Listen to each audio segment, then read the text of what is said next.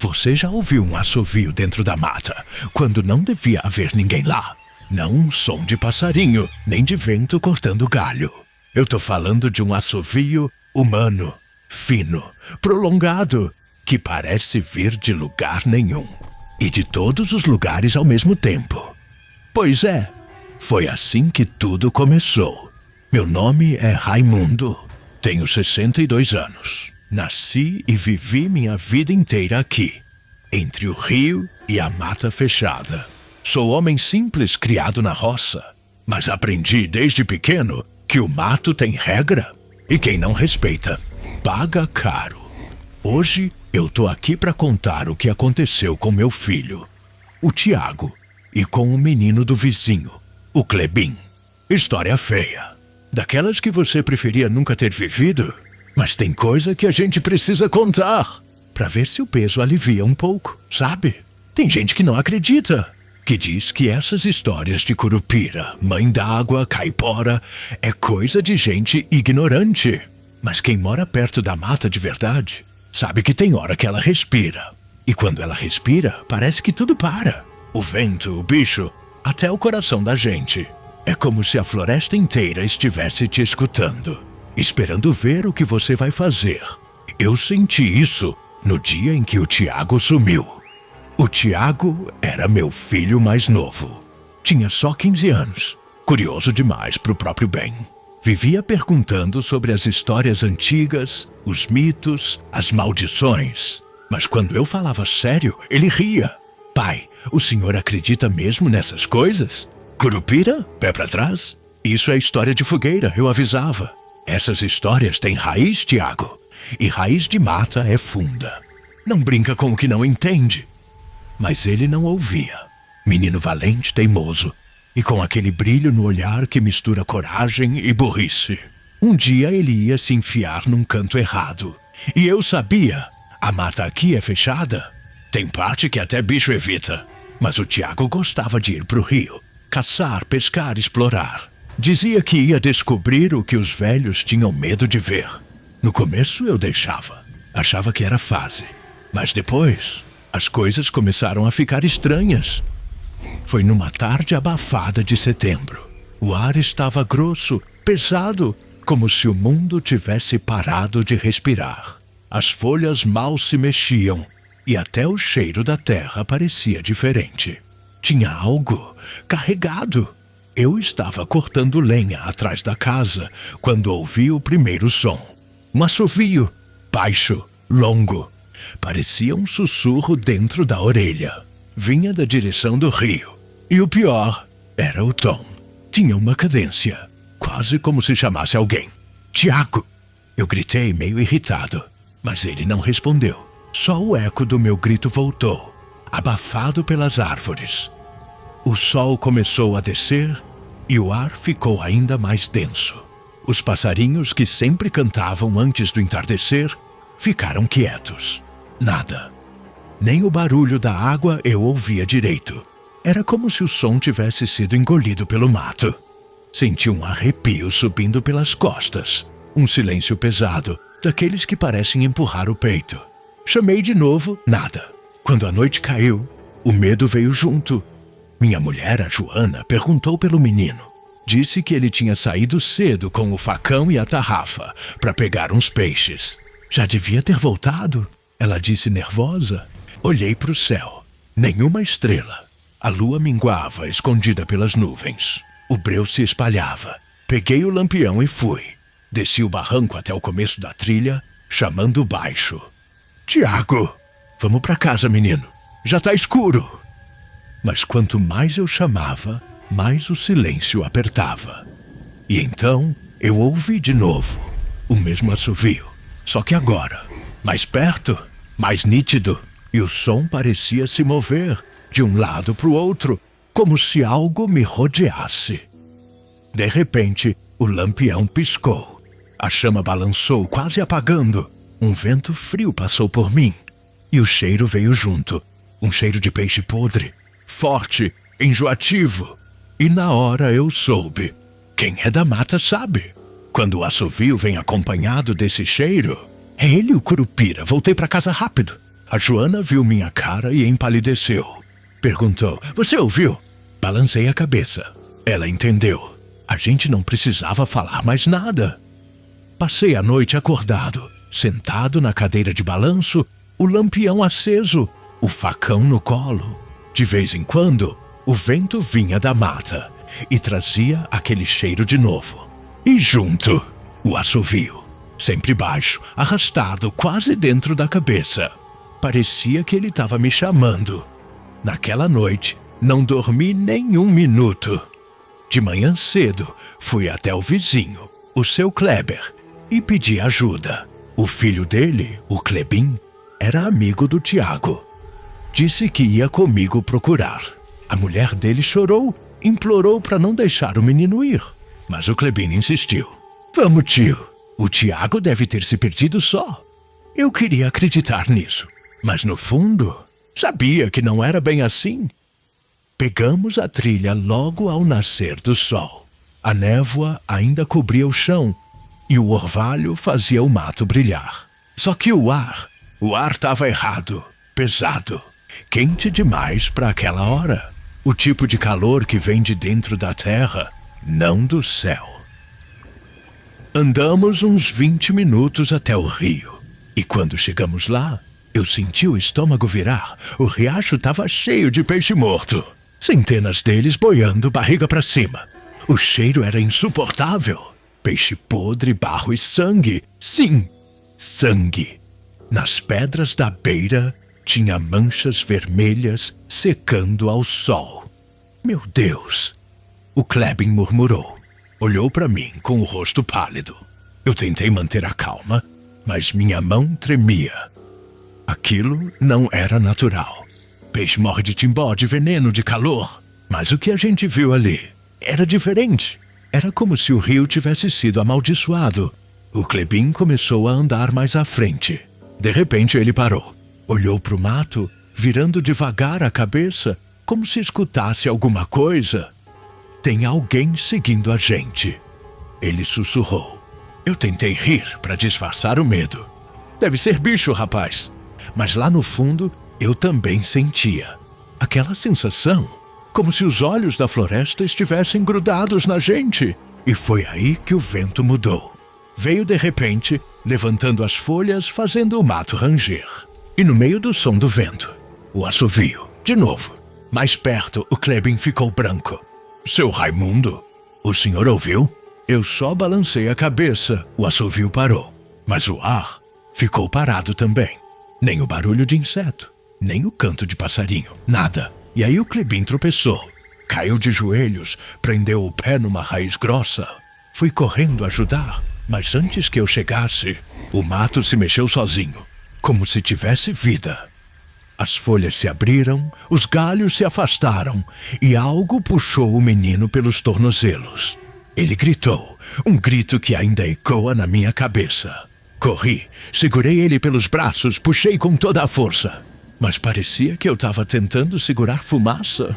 O corpo dele escorregava, como se o mato engolisse. E foi nesse momento que eu vi, baixinho, de pele escura, corpo coberto de folhas e barro, cabelo vermelho como fogo, os olhos, 2 brasas vivas, e os pés virados para trás. O Curupira eu vi com meus próprios olhos, e naquele instante eu entendi o que ele queria. O Tiago mexeu com o que não devia. E agora, a floresta estava cobrando o preço. Depois que eu vi, meu corpo travou. Foi só um instante, mas pareceu uma eternidade. O Curupira ficou ali, parado. Não se mexia, só me olhava. Os olhos queimavam feito carvão aceso, mas o rosto não tinha expressão. Era como se ele estivesse medindo a gente, pesando o que valia cada vida. O Klebin gritava, se debatendo. Eu puxava com toda a força que tinha, o facão na outra mão, o coração martelando no peito. Mas o mato prendia o corpo dele como se fosse uma teia viva. Cada vez que eu puxava, as raízes apertavam mais. Foi aí que o Curupira inclinou a cabeça e sorriu. Um sorriso torto, curto, mas frio, cruel. Aquele tipo de sorriso que só quem nunca foi humano pode dar. Eu fechei os olhos, gritei e cortei.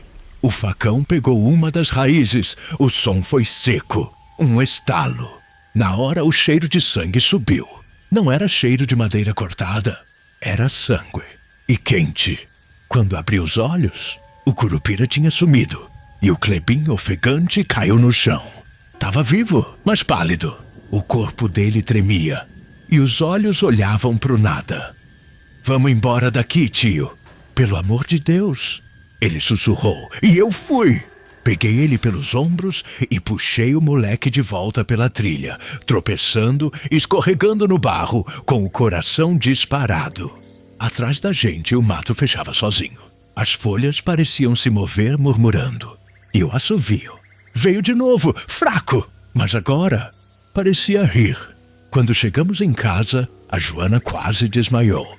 O menino estava coberto de arranhões, lama e sangue. O cabelo grudado na testa, o corpo gelado. Ela perguntou do Tiago? Eu não consegui responder. Só sentei no batente da porta com o facão ainda na mão e chorei. A noite caiu de novo. E junto dela, o cheiro, peixe podre, forte e quase doce, vinha de dentro da mata. Os cachorros rosnaram por um tempo e depois pararam. Simplesmente se calaram. Nem latido, nem uivo. Silêncio total. O Klebin não dormiu. Ficou sentado no canto, o olhar perdido. De vez em quando ele tremia e murmurava baixo. Ele olhou para mim, tio. Ele olhou para mim. Eu tentei acalmar o menino, mas no fundo, eu sabia, uma vez que o Curupira te vê, ele não esquece. No dia seguinte, o sol mal nasceu. O céu estava coberto de nuvens negras, o ar parado, quente, abafado.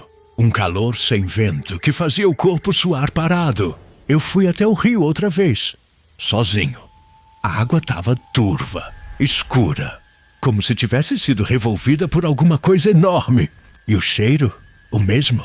Peixe morto e sangue. Na beira encontrei marcas de pegadas. Mas não eram pegadas normais. Eram pequenas, fundas, viradas para trás. E por cima delas, as marcas de um facão. O do Tiago. Eu reconheci o corte. A lâmina dele tinha uma lasca que deixava um risco torto. Ali estava, na pedra. O que me destruiu foi o que veio depois. Um pedaço da camisa dele, rasgado, sujo de lama e sangue seco. Preso num galho, balançando com o vento. Peguei aquilo com as mãos tremendo. Senti o peso do mundo nas costas. O Tiago estava morto. Eu sabia, mas o corpo... A mata não ia devolver. A vila ficou sabendo rápido. Gente começou a cochichar e evitar passar perto de casa. Uns diziam que o menino tinha se perdido. Outros, que o Curupira tinha levado mesmo. O padre tentou me consolar, mas quando eu falei que vi o bicho com meus olhos, ele empalideceu. Disse só, Raimundo, não entra mais na mata. Deixa ela quieta. Mas como deixar quieto? Meu filho estava lá. Meu sangue... Passei 3 dias indo até a beira da mata chamando. Tiago, Tiago, volta pra casa, filho. Mas o que eu ouvia era sempre o mesmo som. O assovio. Respondendo. No segundo dia, o assovio mudou. Virou uma melodia. 3 notas. Sempre as mesmas. Repetidas. De longe, parecia um canto de bicho. Mas quando eu prestava atenção, era uma voz baixinha, fina. E parecia me imitar. No 3º dia, eu ouvi outra coisa. Gritos. Gritos vindos de dentro da mata. Gritos humanos. Primeiro um, depois outro. Um som de surra de cipó batendo em carne.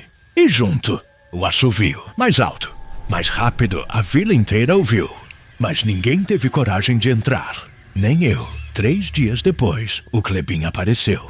Saiu do mato cambaleando, sujo, arranhado, com o corpo coberto de vergões. O olho dele estava diferente, como se ele tivesse visto o inferno. Caiu nos meus braços, tremendo. Ele mandou um recado, tio. Ele disse, a voz quase sem ar. Disse que o mato não é brinquedo, que quem corta o timbó, paga. Eu gelei, porque o Tiago tinha cortado o timbó. um tipo de cipó que o pessoal usa para pescar, jogando no rio. Mas o velho Ernesto, o curandeiro da vila, sempre dizia: o timbó é o sangue da mata. Se tu corta, a mata sente, e o Tiago cortou. Cortou e jogou no rio, para provar que essas histórias eram mentira. E agora, a floresta estava cobrando o preço. O corpo dele nunca apareceu. Só o chapéu pendurado num galho. Barro seco, folha grudada e uma mancha vermelha. Perto dali, os peixes mortos começaram a apodrecer.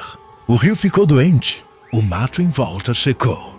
Desde então, toda noite, o assovio volta. Começa baixinho, depois cresce e vem sempre do mesmo lugar, de trás da casa. Quando ele começa, os cachorros se calam. O vento para e o cheiro de peixe podre volta. O mesmo cheiro daquele dia.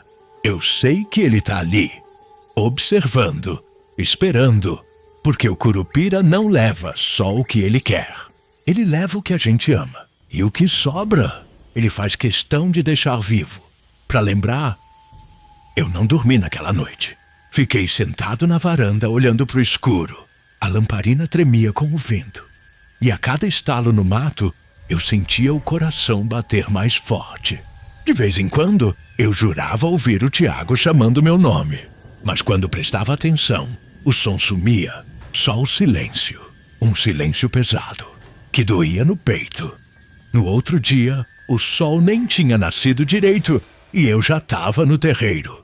A mulher olhava para mim com os olhos vermelhos e eu não conseguia encarar. Peguei o facão, amarrei o bornal no ombro e disse que ia atrás do menino. Ela pediu para não ir. Disse que a mata já tinha escolhido. Mas eu fui mesmo assim, porque pai nenhum aguenta esperar sentado. O Tiago mexeu com o que não devia. E agora, a mata estava cobrando o preço. Gritei o nome do meu filho até a garganta rachar. Mas o som sumiu no meio do vento. O assovio voltou, alto, forte, ecoando por dentro da minha cabeça. Depois só silêncio. E o cheiro, aquele cheiro de peixe podre que nunca mais saiu do meu nariz. Voltei para casa sozinho. O sol já se escondia atrás dos morros. E quando passei pelo terreiro, os cachorros começaram a uivar.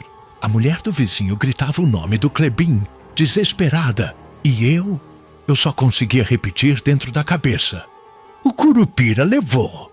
O Curupira levou. 3 dias. Foram 3 dias inteiros de gritos vindo do mato. Todo mundo aqui ouviu? Homem, mulher, criança. Mas ninguém teve coragem de entrar lá de novo. No primeiro dia, os gritos pareciam longe, como se o vento trouxesse eles do outro lado do rio. No segundo, vieram mais perto, e o barulho mudou. Não era mais só grito, parecia pancada, um som seco repetido como cipó batendo em carne. Entre um golpe e outro, o assovio, sempre o mesmo. Aquele assovio fino, cortando o ar, deixando o sangue gelado. Na terceira noite, ninguém dormiu.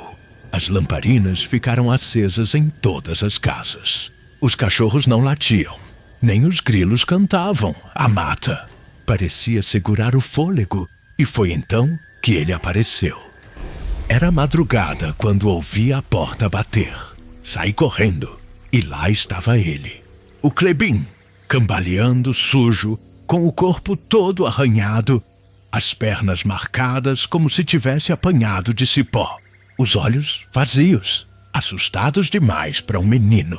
Caiu nos meus braços, tremendo. Tentei falar com ele, mas a boca dele só repetia uma coisa, baixinho, entre soluços. Ele disse que não era para cortar o timbó, que o mato não é brinquedo. Fiquei sem saber o que dizer. A mãe dele veio correndo, abraçou o menino e chorou até perder o fôlego. E eu olhava para a mata, sem piscar, o vento batendo fraco e o assovio lá no fundo de novo, como se o Curupira ainda estivesse ali, vigiando. O Tiago nunca mais voltou. 3 dias depois, acharam o chapéu dele pendurado num galho, cheio de barro seco. E no riacho, um monte de peixe morto, como se alguém tivesse jogado timbó outra vez. Mas ninguém foi lá, nem eu. A partir daquele dia, a floresta nunca mais foi a mesma. O mato cresceu mais fechado, o ar ficou mais pesado. E de noite, o cheiro voltava. Um cheiro de coisa podre misturado com o vento do rio. Às vezes, quando o tempo muda e a lua fica vermelha, eu ouço de novo o assovio. Baixinho, vindo de trás da casa. Os cachorros se calam. E eu sei que é ele, esperando, vigiando, lembrando o preço do que fizemos. Tem gente que ainda vem aqui, me pergunta se é verdade. Se o Curupira existe mesmo, eu nunca respondo. Só olho pra mata, porque quem duvida, mais cedo ou mais tarde, acaba ouvindo o assovio também. O Curupira não protege só o mato, ele protege o equilíbrio. E quando o homem esquece disso, ele vem lembrar. Se algum dia você ouvir esse som, não responda, corra! E reze para que ele não esteja chamando por você. Depois de tudo aquilo, a vida nunca mais foi igual. O tempo passou, mas o medo, não. O medo ficou aqui dentro, feito farpa enterrada no peito. Dói, mesmo depois de tanto tempo. A gente tenta esquecer, mas tem coisa que não se apaga, principalmente quando o mato não deixa. Por muitos anos evitei passar perto do rio. Nem para pescar eu fui mais. O caminho fechou de novo, como se a floresta tivesse engolido o que restava daquela trilha. E eu deixei que fosse assim. Era o jeito do mato avisar que não queria mais ninguém por lá. Às vezes, eu ainda sonho com o Tiago. Ele aparece pequeno, com o mesmo chapéu velho, o mesmo sorriso teimoso. Tá sempre na beira do rio, com o sol batendo nas costas. E antes que eu consiga chamar, o vento muda. E o assovio vem. Aí eu acordo, suando, com o coração batendo tão forte que parece querer sair pela boca. Minha mulher adoeceu pouco tempo depois. Dizia que o menino chamava por ela nas madrugadas, que ouvia ele rindo lá fora. Uma risada que vinha junto com o assovio. Morreu num silêncio pesado, com os olhos abertos, olhando para a janela. E eu sabia o que ela estava vendo. Tem gente que acha que o Curupira é só protetor da mata. Mas não é só isso. Ele protege o que é dele. E quando o homem tira demais, ele cobra. Cada peixe morto, cada árvore cortada, cada rio sujo. Tudo tem preço. Depois daquilo, o pessoal do vilarejo começou a respeitar mais o mato. Ninguém mais entrou sozinho. As crianças não brincam perto do rio. E quando o vento muda e o assovio aparece, todos fecham as portas e apagam as luzes. Como se a escuridão fosse abrigo. Eu já sou velho. Velho o bastante para saber que não adianta lutar contra o que a terra quer. E o que a terra quer é respeito. Tem noites em que sento na varanda e fico olhando pro escuro. O mato parece respirar. O vento vem do mesmo jeito que veio naquele dia, trazendo o cheiro do rio, o silêncio pesado e aquele som, aquele maldito som. E mesmo assim, no fundo, eu não sinto raiva, porque no fim das contas, ele só fez o que tinha que fazer. O Curupira não é o mal, ele é o castigo. É o eco do que a gente planta quando esquece que o mundo tem dono.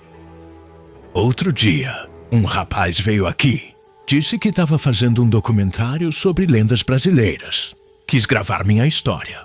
Perguntou se eu podia mostrar o lugar onde o Tiago sumiu. Eu olhei para a mata e vi as folhas se mexendo devagar, como se alguém estivesse escutando a conversa. Disse para ele ir embora, que tem coisa que não se grava. Tem coisa que se respeita. Ele riu. Disse que era só folclore, que ninguém acredita nessas coisas hoje em dia. E enquanto ele ria, o vento parou. A floresta ficou muda. Eu senti o ar pisar. E o assovio veio de novo, baixinho, de trás do morro. O rapaz empalideceu, guardou a câmera e foi embora sem dizer mais nada. Nunca mais voltou. Desde então, ninguém vem aqui. A casa ficou isolada. O mato já está quase engolindo tudo. E às vezes, eu acho que é melhor assim. Porque quando a floresta quiser, ela vai me levar também. do mesmo jeito que levou o Tiago. E quando isso acontecer, espero que seja rápido, que o assovio venha manso e que o vento me carregue para o mesmo lugar onde meu menino tá. Até lá, eu só espero o som do vento, o silêncio dos bichos e aquele assovio distante que me lembra toda noite que o mato ainda tem dono.